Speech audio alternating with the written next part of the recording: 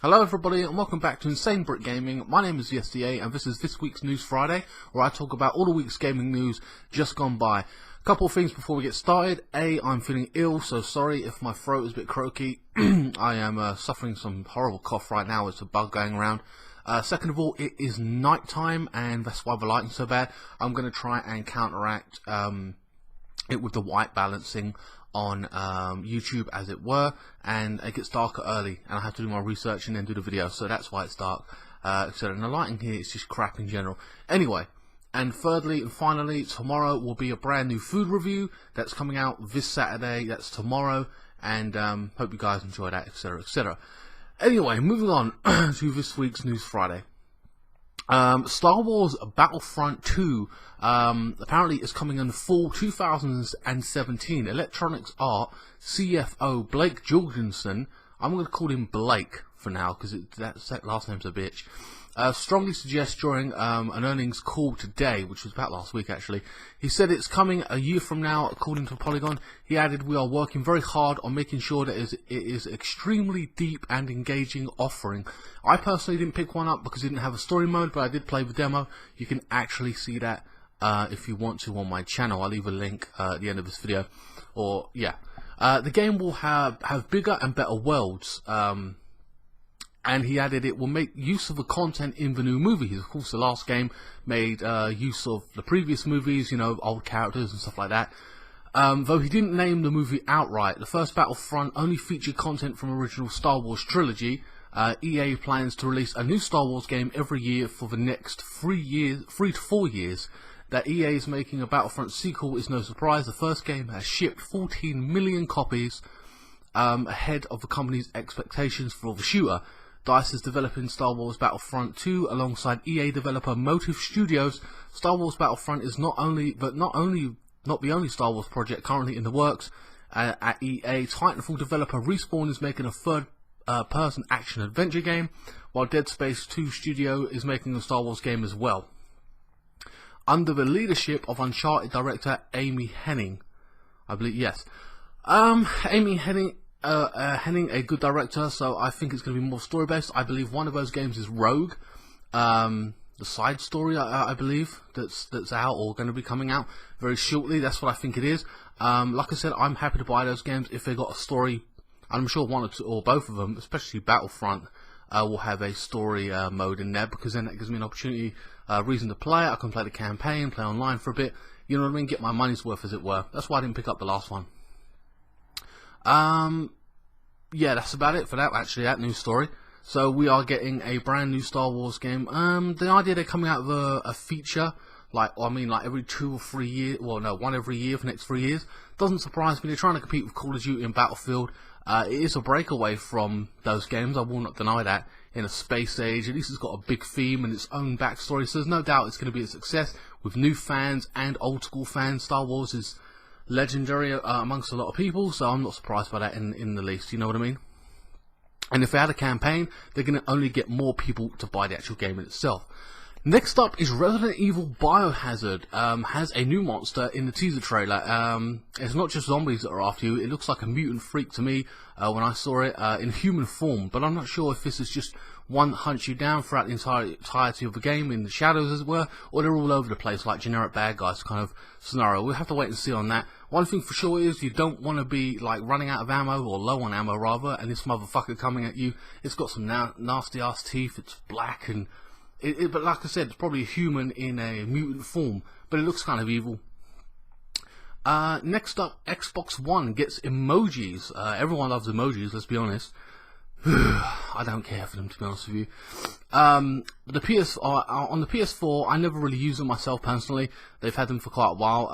I personally just like to jump into a chat, you know what I mean, and tell somebody how I'm feeling, like fuck you, you're a fucking arsehole, or whatever, you know what I mean. But it's nice to have that on an option, you know what I mean, overall, you know what I mean, on the Xbox One. If it's a girl, however, you know, you basically, well, I personally just tell them how pretty they are and how I want to touch them, you know what I mean. But hey, that's just me. I'm just honest about it. Next up is Nintendo Switch price has been leaked. thanks to Toys R Us basically coming out and saying that it's going to, well, it's leaked on their website, sorry, at $250. Now that's dollars. I don't know what that is in the UK money. I haven't personally worked it out, which is great for a new console. It's cheaper than the PS4 and the Xbox One. Of course, the Xbox One right now is $240. So, I mean, I assume it's more powerful than, or obviously it's more powerful than the Switch or whatever. I believe.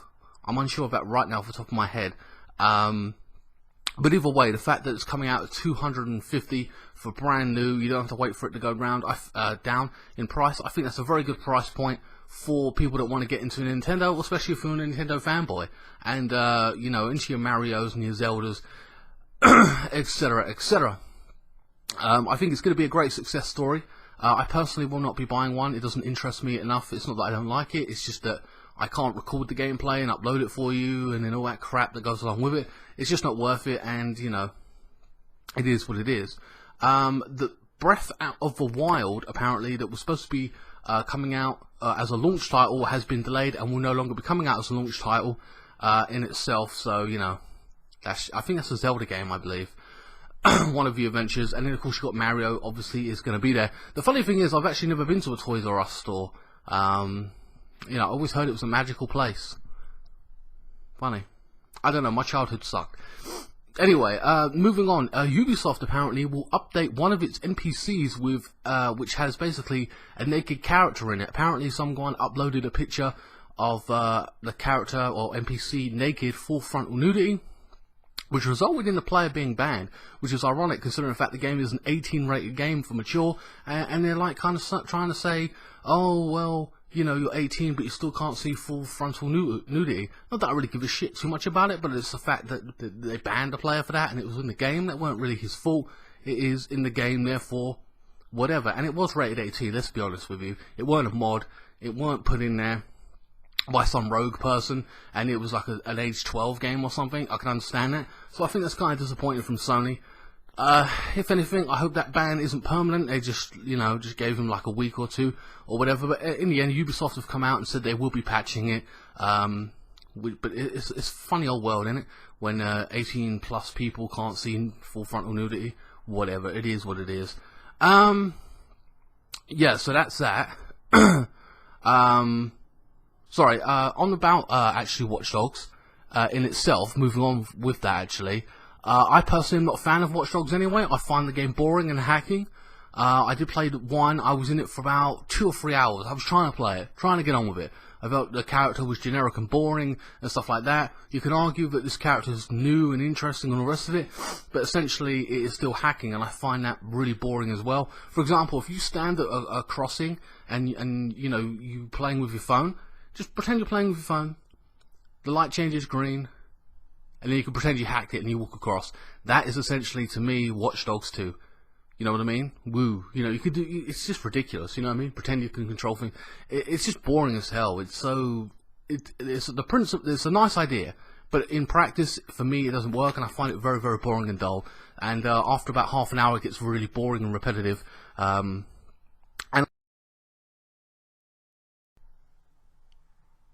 sorry about that, guys.